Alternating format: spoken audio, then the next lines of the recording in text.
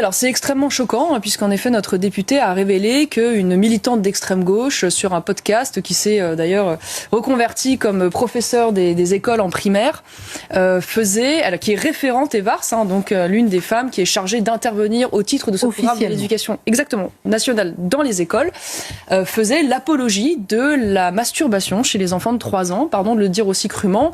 Elle fait d'ailleurs également l'apologie de la transidentité, donc la théorie du genre, le changement de sexe chez les jeunes enfants.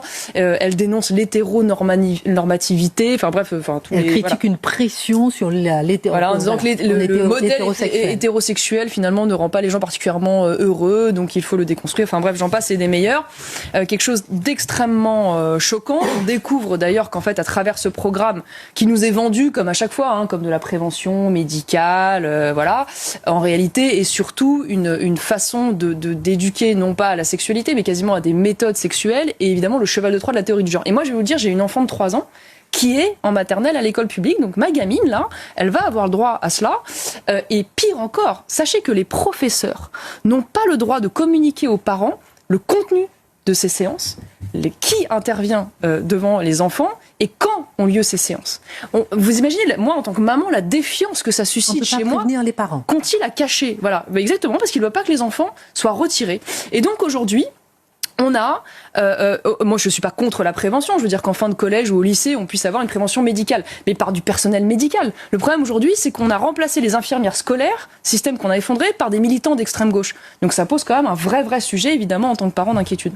Et justement, vous disiez même sur la volonté à travers ce programme-là, on sait très bien si cette vidéo, soit elle en reste là et personne ne la commentera, soit ça fait plus de bruit et il faudra la commenter. Et là, il y a forcément un ministre qui va nous expliquer que c'est évidemment une professeure qui a pris ses libertés et que ce programme est fait pour lutter contre une vision de la sexualité forgée notamment par la pornographie. Parce que ça va au-delà.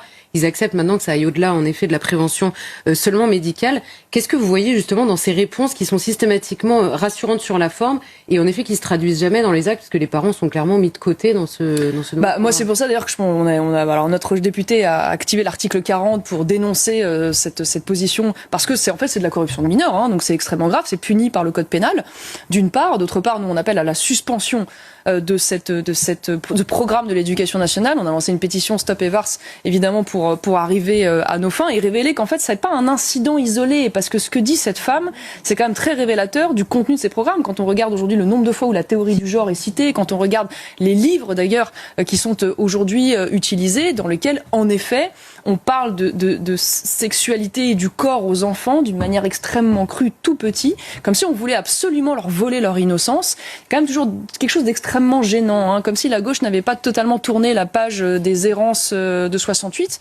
Et moi, je vais vous dire, je vais même élargir le sujet, parce que j'aimerais qu'à un moment donné, en tant que parent, surtout face à un service public, on puisse interroger quelles sont les personnes qu'on met face à nos enfants. Parce qu'on a découvert, figurez-vous, qu'il y a un référent EVARS, encore, officiel, de Lozère, c'est sorti dans Mediapart de mémoire, qui a été condamné pour détention d'images pédopornographiques.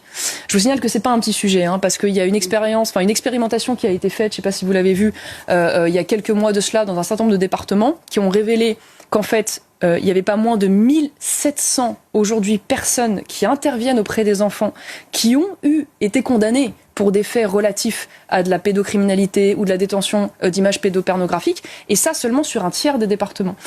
Donc je veux dire, il y a un terrible problème de contrôle aujourd'hui sur qui on met face à nos enfants. On pourrait interroger même les associations qui interviennent au titre soi-disant de la lutte contre l'homophobie et qui en fait mettent des trucs dans la tête de nos gamins complètement terrifiants. Donc moi je m'étonne pas qu'il y ait aujourd'hui une explosion du hors-contrat, mais ce que j'aimerais, c'est que les gens qui n'ont pas les moyens d'aller dans le hors-contrat puissent aussi être préservés de cela, et c'est donc un grand combat, et j'invite tous ceux qui nous regardent aujourd'hui à s'emparer de ce sujet parce que c'est central.